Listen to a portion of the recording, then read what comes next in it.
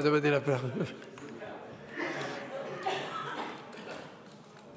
Monsieur le Président, lors de la dernière séance du 2 novembre, vous avez eu des mots très favorables concernant la boulangerie du centre de Grabel. Oui.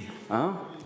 Donc, comme tous les matins, pas tous les matins, et 7h, je suis donc allé acheter mon pain à la boulangerie de Grabel, où j'étais dans la file d'attente. Oui. Et devinez de quoi ils ont parlé dans cette file d'attente.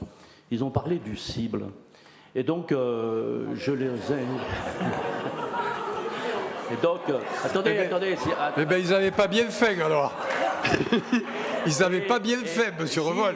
Donc, je finis, si vous permettez, que je puisse terminer, à moins que vous ayez plus le sens de l'humour, mais je ne crois pas. Donc, j'ai dit, on a parlé du cible, et je les ai donc, on s'est tous réjouis ce matin-là de la réélection triomphale de monsieur Cyril Meunier à la tête du conseil d'administration du CIB, puisqu'il a toujours défendu avec beaucoup d'assiduité la cause de Grabel.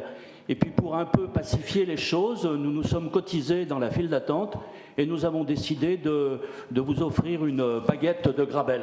Ah! Eh bien, je vais la manger avec joie. Mais attendez,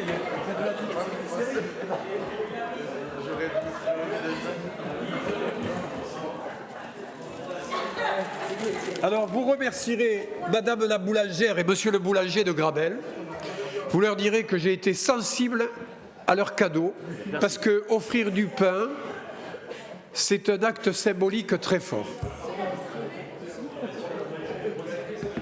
Nous la mangerons par petits bouts tout à l'heure et nous la partagerons. Si Chantal veut bien me rejoindre, Chantal, vous pouvez venir. Est-ce que vous pouvez apporter ça à mon épouse de la part de Monsieur Revol? Elle est juste dans la tribune. Merci beaucoup. C'est la boulangerie de Grabel, ma chérie. Il faut remercier le boulanger et la boulangère. Et le maire de Grabel. Elle va pouvoir manger son grosse-tête, quoi. Monsieur Revol. Je profite de ces délibérations sur l'épuration pour attirer l'attention de cette Assemblée sur l'article 54 de la loi de finances qui ponctionne les agences de l'eau de plus de 400 millions d'euros. Et donc les différentes agences de l'eau à l'échelle nationale ont décidé de baisser leurs primes qui sont dirigées vers les stations d'épuration de différentes collectivités de 25%. Donc je pense qu'il faudrait que, comme métropole, nous alertions les parlementaires et le gouvernement sur l'effet désastreux de cette baisse de 400 millions d'euros. Je vous rappelle que les ressources de l'agence de l'eau sont financées par les redevances qui sont payées par chacun des usagers et que dans la définition de ces redevances, il est précisé qu'elles ne doivent être utilisées que pour tout ce qui concerne l'eau. Or ici, il s'agit d'une pure ponction qui vient compenser le déficit de l'État. Il y a actuellement un recours devant le Conseil constitutionnel qui se prépare avec nombreuses collectivités.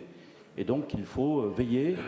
Nous aurons, je pense qu'on peut souligner ici, et les services le savent bien, que sans les primes à l'épuration, nos stations d'épuration ne pourraient pas fonctionner aussi bien qu'elles fonctionnent. Donc, craignons cette évolution et essayons d'agir pour que ça n'aille pas dans ce sens. Je vous remercie.